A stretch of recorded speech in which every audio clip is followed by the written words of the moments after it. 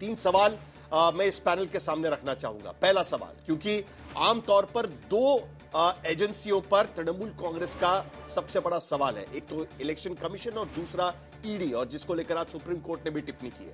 पहला सवाल हमारा इसी एसआईआर को लेकर होगा, क्योंकि क्या एसआईआर का मुद्दा बंगाल के वोटिंग में सबसे बड़ा फैक्टर हो सकता है। आज ट्रिब्यूनल्स ने सिर्फ 136 लोगों को क्लियर किया है, अभी भी 26,95,000 से ज्यादा केसेस की सुनवाई वहां पर होनी है। दूसरा सवाल, क्या निष्पक्ष चुनाव के लिए ईसीआई के उपायों पर पक्षपात का आरोप लगाना सही है, क्योंकि कुछ ऐसे उपाय हैं जो सिर्फ मेड इन बंगाल है, सिर्फ बंगाल के लिए लगाए गए हैं, और इसीलिए विपक्ष का आरोप है, तृणमूल कांग्रेस का आरोप है कि यह जानबूझकर बंगाल में लगाए। लेकिन क्या बंगाल में ऐसी स्थिति है कि इस तरीके से कदम ईसीआई को उठाने पड़ रहे हैं, इस पर भी सवाल उठेंगे। तीसरा सवाल, क्या आखिरी सुनवाई के लिए लंबित करीब 27 लाख वोटर्स के साथ न्याय हो पाया, क्योंकि कल वोटिंग है।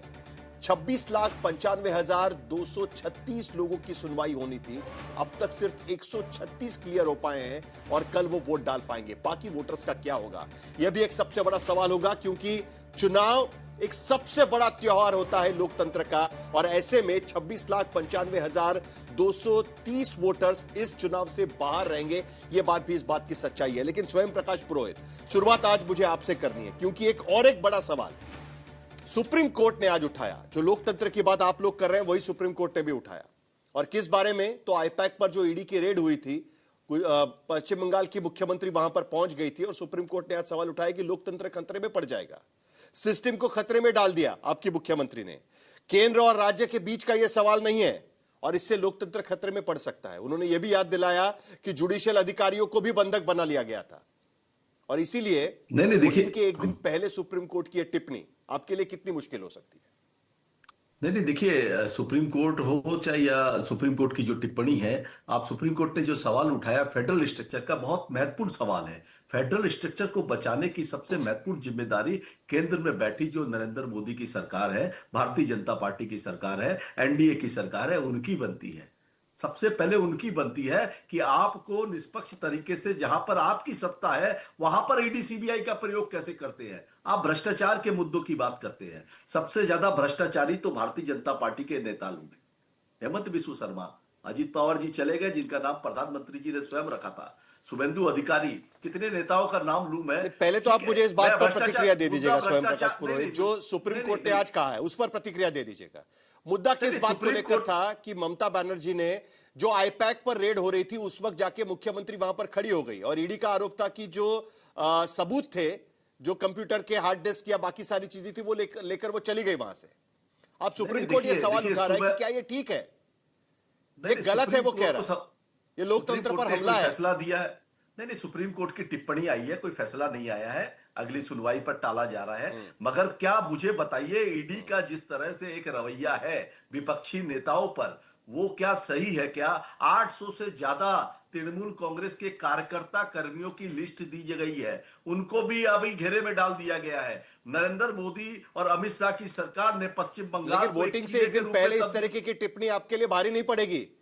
पहले ही वहां पर बीजेपी कह रही है कि लॉ एंड ऑर्डर पूरी तरीके से खत्म हो चुका है बंगाल के भीतर, और दूसरी तरफ सुप्रीम कोर्ट टिप्पणी करता है कि ये ठीक नहीं है जो हुआ उस दिन। ये पश्चिम बंगाल की लिटरेट जनता है, पढ़ी लिखी है, उनको पता है क्या हो रहा है और कैसे केंद्र सरकार एक तानाशाही रवैया अपनाकर लोकतांत्रिक तरीके से चुनी हुई ममता बनर्जी की सरकार को डिसमेंटल करने के लिए ये काम कर रही है। और इसका जवाब 4 मई को ममता बनर्जी को चौथी बार मुख्यमंत्री बनाकर पश्चिम बंगाल की जनता दे देगी। तृणमूल कांग्रेस के प्रवक्ता तो कहते हैं कि भाई ये तो आदेश नहीं है, ये टिप्पणी है, और इससे कोई फर्क नहीं पड़ेगा।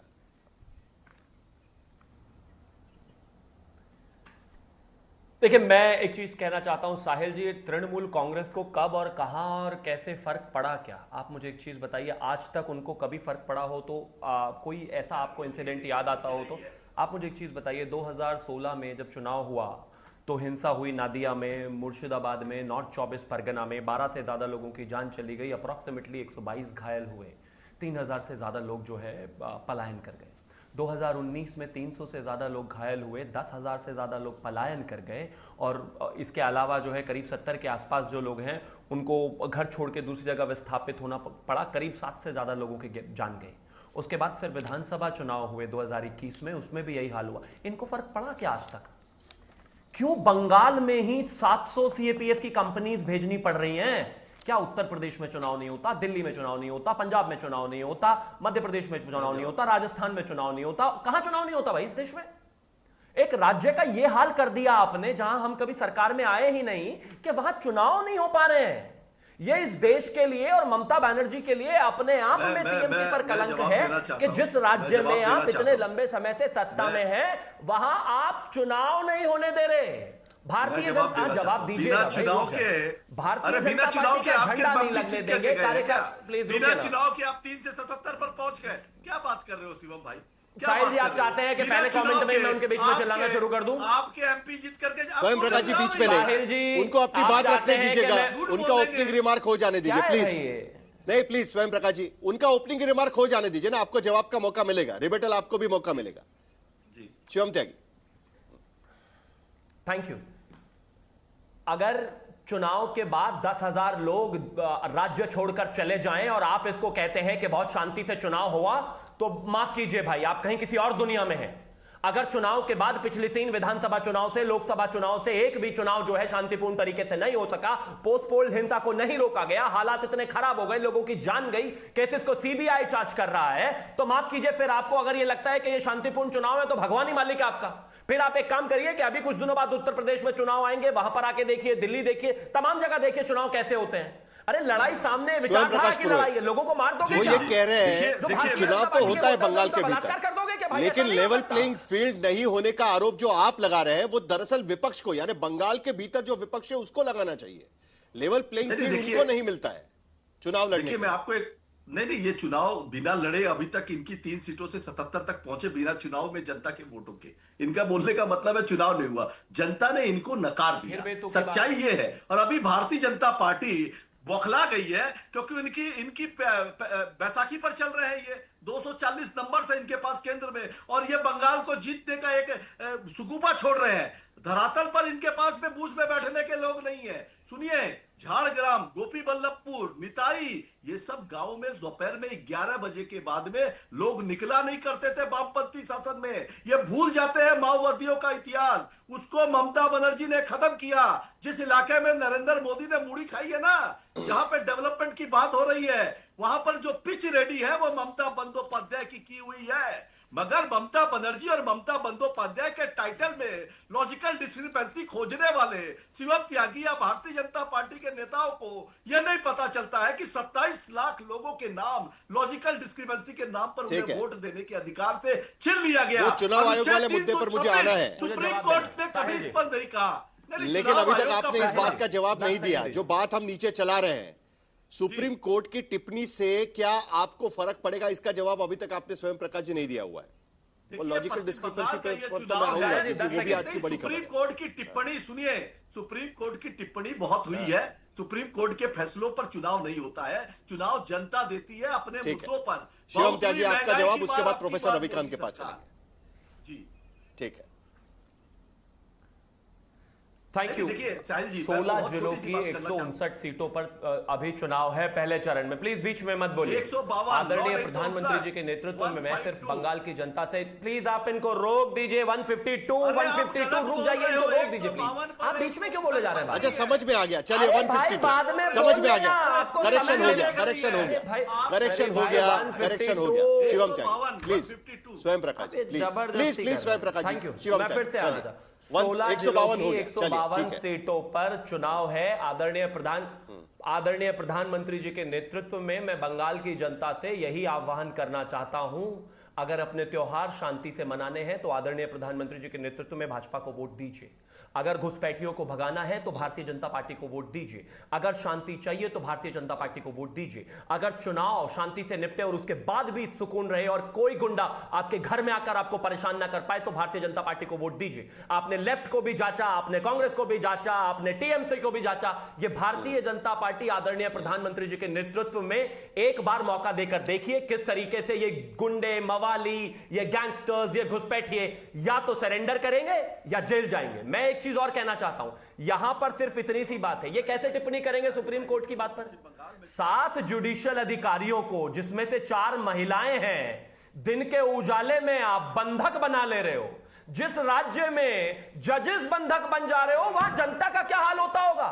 ममता बनर्जी ने अभी अधिकारियों को कहा कि कौन अधिकारी कहां पर है, क्या कर रहा है, मुझे सब पता है, मैं सब देख रही हूं।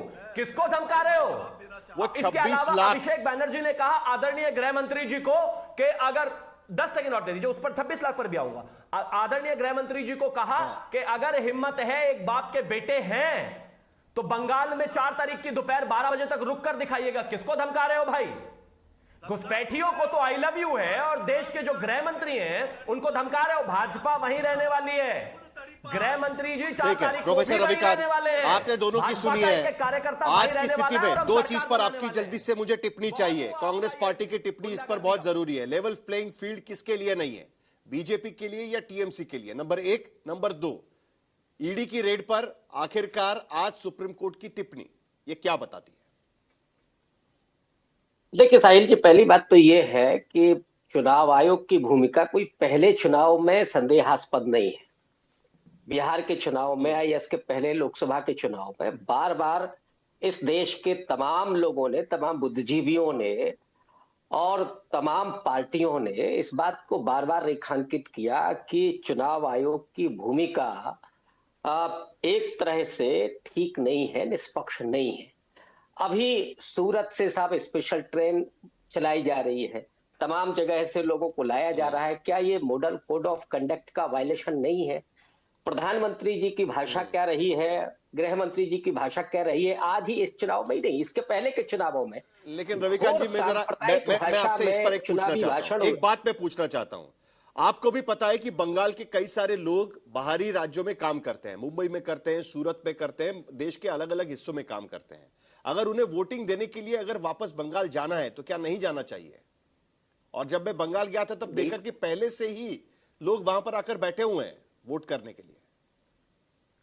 बिल्कुल जाना चाहिए, लेकिन मतदाताओं को जाना चाहिए। उनके लिए कोई पॉलिटिकल पार्टी स्पेशल ट्रेन चलाए या उनको बसों से लेकर के जाए, ये मॉडल कोड ऑफ कंडक्ट का वायलेशन है सीधे तौर पर। ये आप भी जानते होंगे बखूबी, और इस देश के जो सचेत नागरिक है वो भी जानते हैं।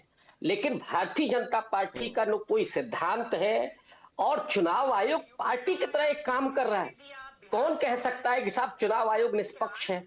एसआईआर को लेकर के क्या सवाल नहीं है? आपने इतने लाख लोगों को चुनाव से वंचित कर दिया।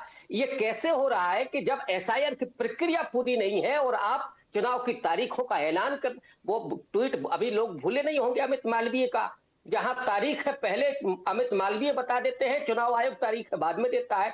इस देश के लोग ना अंधे हैं ना बहरे हैं, ये भूल जाएं। हाँ, ये जरूर है कि आपके हाथ में चूंकि सत्ता है तो आपके हाथ में ईडी सीबीआई है, आप सबका दुरुपयोग कर रहे हैं।